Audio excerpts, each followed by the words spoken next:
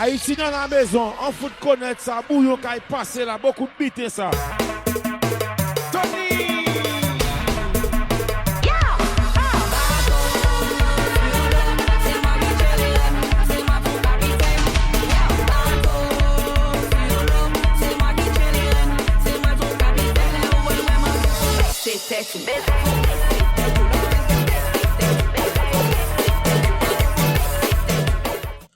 Hey guys, so it's your girl, Lovely, the hostess with Talk That Talk, okay? We're back with a new episode on New York City Labor Day weekend. And today we are basically doing this episode right here in my car due to the fact that my schedule has been so hectic.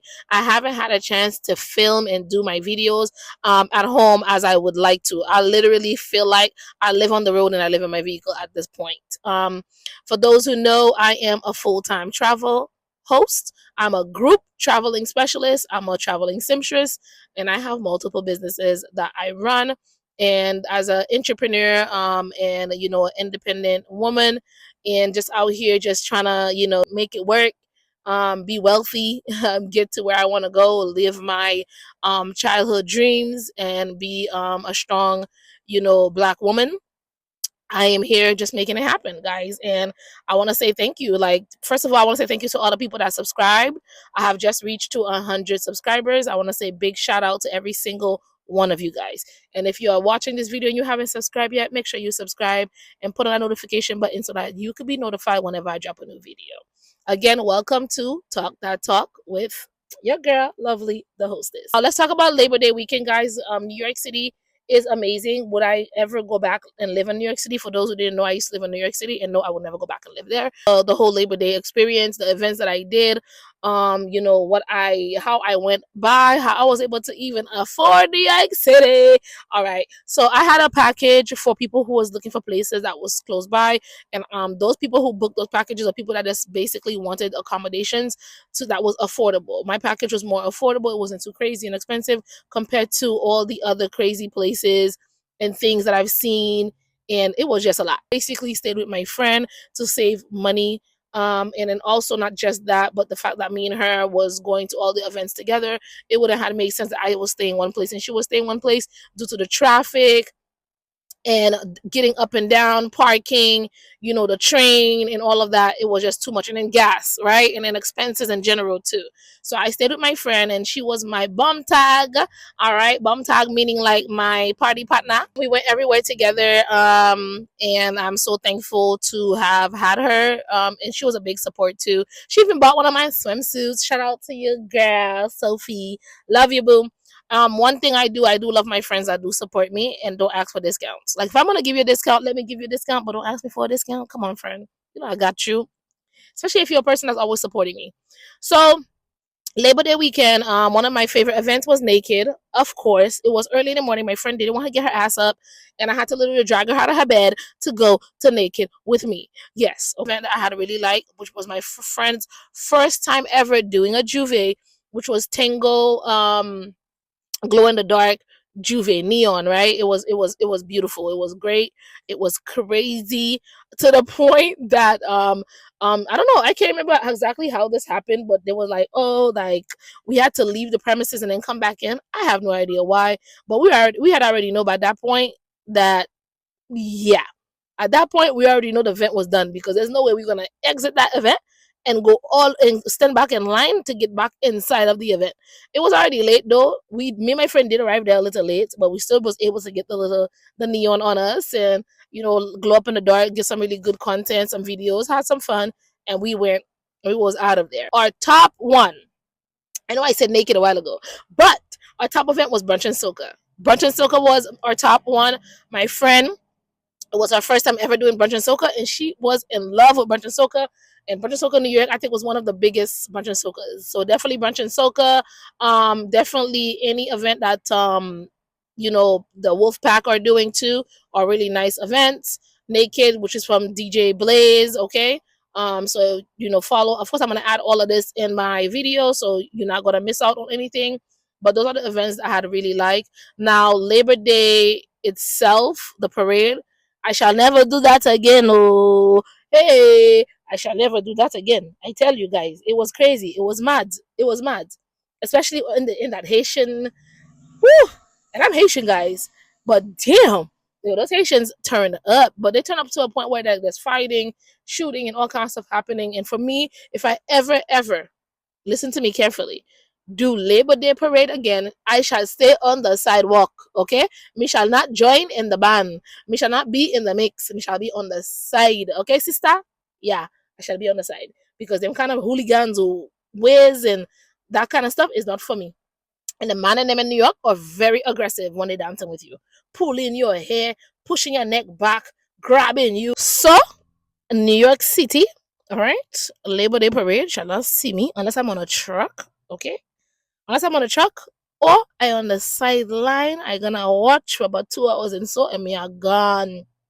Me are gone. Me not staying until it done. And then when it done, it'll worse again because you can't find nobody. You don't have service. Service was shit, all you. Bad. It was bad. The service was horrible. And they had a lot of food. Like, what I had like about the thing though, the whole experience in some senses, is like they had a lot of Caribbean food everywhere. Oh my goodness.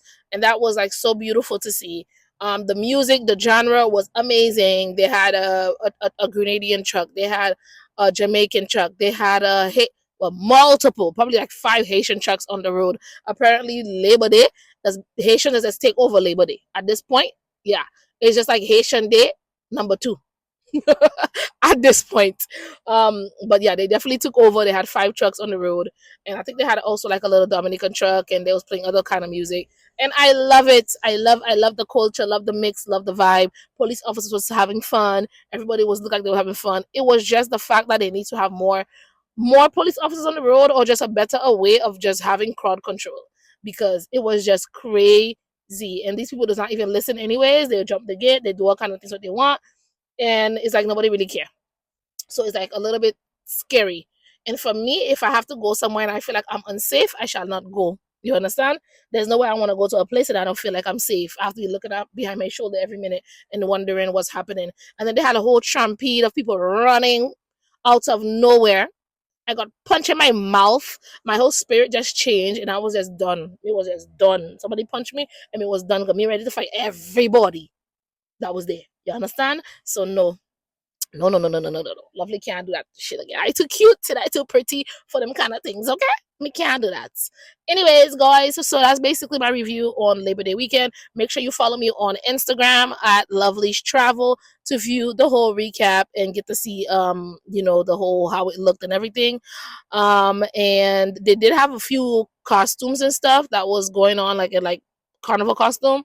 But like I said, it wasn't nothing like carnival. It was just a parade, and it was beautiful. For the costume parts, for the big displays, the big floaties, and was nice. Otherwise than that, it's just the violence that needs to stop, and that we need to know how to enjoy ourselves in these particular areas and times of life where we don't have to be violent. It would be great. Yeah. So really and truly, guys, I would go ahead and rate this experience a 5 out of 10. Yeah, a 5 out of 10 because me not sure if I will ever go back, and I guess it's also because I kind of had fun but kind of didn't, because I feel like I wasn't safe.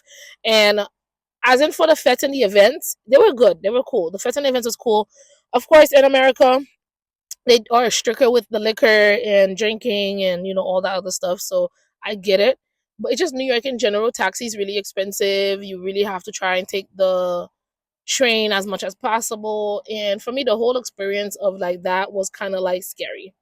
It was just kind of scary to me. Like I just feel like for me, when you just don't feel safe, like how can you enjoy yourself if you don't feel safe, right? So I guess that's what it was for me. So I guess why I rated a 5 out of 10.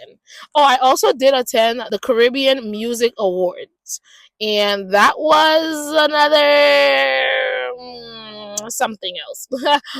I would also rate it a 5 out of 10. Love the vibe. Love that they're trying to put this together for us Caribbean people. Love seeing us come together. Love it, love it, love it, love it. It was a bit disorganized. I know it was like their second year, so kudos to them too. I get it. And I feel like a lot of people wouldn't understand that when you just start a business or you just start something, the first 5 years is really trial and error. really and truly trial and error for the first 5 years, and then from there you should be able to get a whole or a foot of like what you're really doing. So I do wish them all the best, and I hope that they grow and become better and learn from their mistakes and get things more organized, because it is a beautiful thing that they have for us.